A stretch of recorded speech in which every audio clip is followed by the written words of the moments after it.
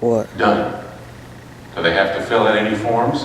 They have to register once with the Social Security Administration, which they're going to do anyway, because they have Social Security numbers, they're paying Social Security, and they want to get that Social Security money when they retire.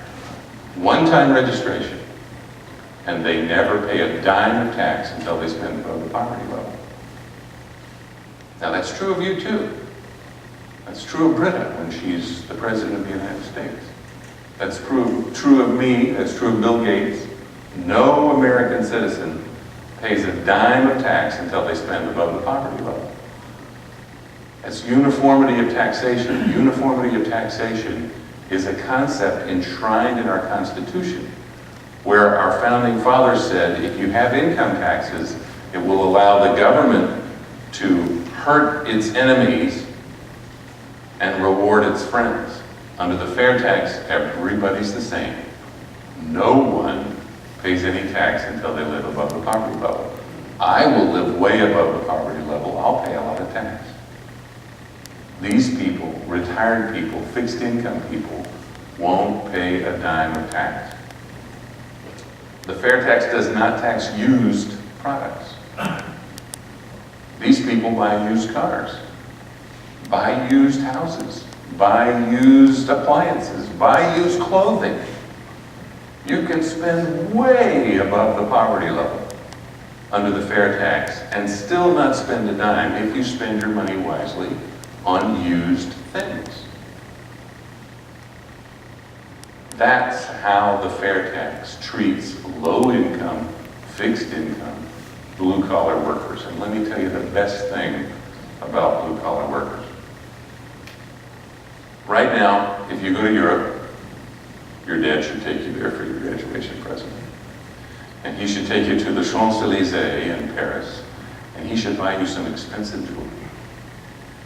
And when you get to the Charles de Gaulle airport, you'll fill out a little thing that says, I'm taking this back to America with me, and you'll get back all the taxes that he paid on it when you leave. It's called a value-added tax. That's the way they do it in 29 of the 30 major countries in the world.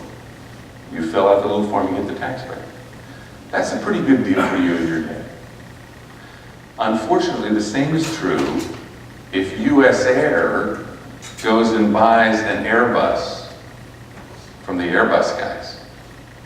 Now, if Lufthansa, the German airline, bought that aircraft, there was a little bit of tax added when they took the bauxite. Bauxite is the ore of aluminum out of the ground. And when they turned it into an ingot of aluminum, they add a little tax value, added value. It's no longer bauxite in the ground, it's now an aluminum ingot. And then they make it into an aircraft part, and then they put it into an airplane, and then they sell the airplane. And at each stage, they added a little bit of tax. Notice that the consumer can't see that tax, but they added a little bit of tax. Now, if Lufthansa buys that plane, Lufthansa has to pay all those taxes. If US Air over in America buys that plane, they rebate all those taxes, and Lufthansa gets that plane pretty cheap. US Air gets that plane pretty cheap. Now, if we build that same plane in Washington State, a little company called Boeing, of course, Boeing has got corporate income taxes. Boeing has to match Social Security for all their employees. Boeing has to have an army of lawyers and CPAs to figure their taxes out so that they can spend their part of the $300 billion a year that the private sector spends every year to figure out their income tax returns. And that has Exxon lubricants in that plane. Exxon has corporate taxes, Social Security matching, an army of lawyers and CPA. It has DuPont coatings in that plane. DuPont has corporate income taxes, Social Security matching, and all that stuff. That plane, 30% of the value of that plane are the taxes that have been paid along the way. Now, are we going to rebate those taxes before we sell that airplane to British Air? No. Are we the only country out of the 30 major countries in the world who don't do that? Yes. With the fair tax, all of that goes away. You don't even have to have the mechanism to figure out the rebate. It's gone. We are suddenly the most competitive market in the world. And how will Airbus have to compete with Boeing under those circumstances? make their aircraft in North America. How will Mercedes compete under those circumstances? They'll have to build the Mercedes here. How will Sony have to compete under those circumstances? They'll have to build stuff here. Who does that help? Low income, blue collar, union members who today are losing their jobs as we export their jobs overseas. These are the effects of the fair tax when applied specifically to the thinking of your typical democratic elected official. These are the things that actually occur under the fair tax. And I haven't even given you the Tennessee speech. I haven't even told you what's good about this for wealthier people and industry. I'm just talking about the jobs for your typical blue-collar, low-income people here. That's the fair tax. That's why it's good for everybody. That's why it is a non-partisan proposal to replace the system of collecting taxes, which has dragged this country down and which is irreparably unfixable. So now you have my Tom Hartman speech, the most liberal talk show host in America. I did an hour with him. We had a wonderful time. What questions can I answer for you now about the fair tax to clear up any confusions if you haven't read the book or read the FAQs on our website, fairtax.org? Yes, sir? How do the states get their revenue? The states get their revenue exactly the same way they do today. The fair tax replaces the federal personal income tax, gift to state, all of those things. The fair tax is actually collected by the state sales tax authorities. Most states have a sales tax. Connecticut has a sales tax. So the states collect it. They keep their sales tax part, and they send the rest on to the federal government. Notice how you now have the state of Connecticut between you and the federal tax collector. Today, the federal tax collector reaches out to you in a very friendly way and shakes you down personally with that 1040.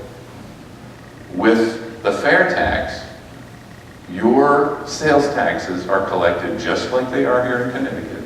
They go to the state capital, and the state capital sends the Fed piece on to them. So the federal government will be making sure the state of Connecticut does its job of collecting taxes. You are free of all regulatory issues, of all scrutiny, of all audits, unless you're a retailer. You're done. You have no more connection to the federal government. Taxes, anything. You just pay the tax when you choose to spend money. Yes, sir? It doesn't repeal the tax in the state. That's correct. If your state chooses to continue to have its income tax, it may. Of course, states that have income taxes go into recessions the deepest and come out of recessions the slowest. The states that flourish the most in the U.S. are Texas, Florida, Tennessee, Washington, New Hampshire. They don't have state income taxes. It's a good opportunity for you to educate your state legislators on get rid of these income taxes. Let's just have a sales tax for the state and a sales tax for the feds, and we're done. It's the least expensive way for a government to collect money. It is the most transparent, it is the most clear, it's the easiest thing to do. Yes, sir? What is the like percentage compared to like current taxes? The current tax rate, current tax rate? Absolutely. There's the big question. That's why I made you look at your dollars. Okay? That's why I had you do that. So everybody's got their own number in their head now, right? Everybody's got their number that I had you think about earlier for how much money you had to earn to hold that dollar? If you replace personal, gift, estate, capital gains, alternative minimum, earned income tax credit, Social Security, Medicare, self-employment, and corporate taxes, if you replace all of those